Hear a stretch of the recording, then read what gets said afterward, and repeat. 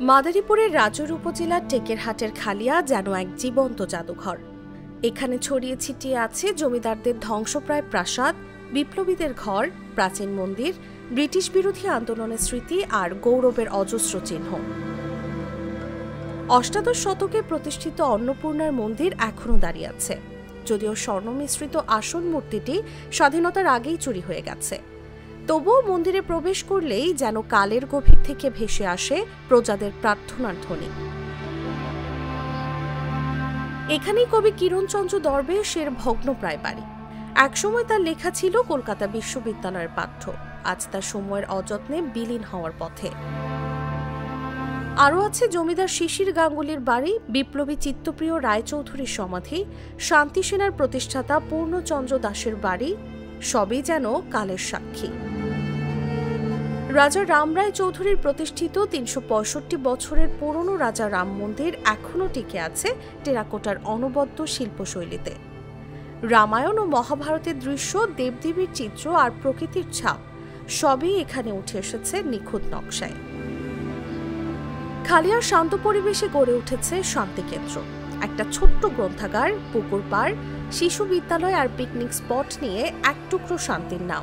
এখানে আগে অনেক লোকজন আসতো, ওই বিদেশিরা আসতো, এখন আসে খুব কম।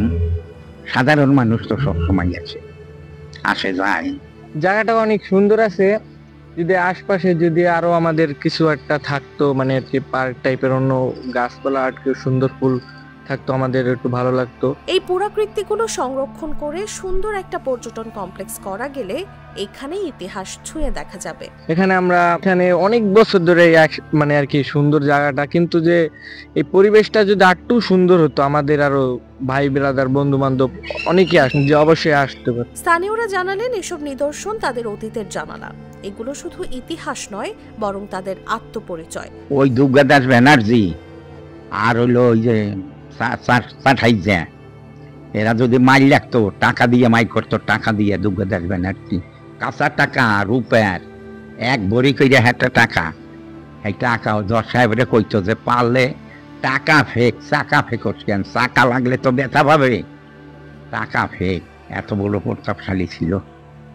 পরে তারা একদম নিঃস্ব হয়ে গেছিল, এই থুয়ে ঠুয়ে চলে গেছে। তবে দুঃখজনক হলেও সত্য, এই সম্পদ এখনো অবহেলায় পড়ে আছে। ধ্বংসের দ্বারপ্রান্তে দাঁড়িয়ে আছে একটার পর একটা স্থাপনা। যদি এখনই সংরক্ষণের উদ্যোগ না নেওয়া হয়, তাহলে হারিয়ে যাবে এক সমৃদ্ধ ইতিহাস, এমনটি মনে করছেন এলাকার বাসিন্দারা। খালিয়া শুধু ইট পাথরের স্তূপ নয়, এটি ইতিহাসের হৃদস্পন্দন। এখন দরকার পরিকল্পিত সংরক্ষণ আর কার্যকর উদ্যোগ, যাতে ভবিষ্যৎ প্রজন্ম খুঁজে পায় তাদের অতীতের ঠিকানা। News desk, Jago news.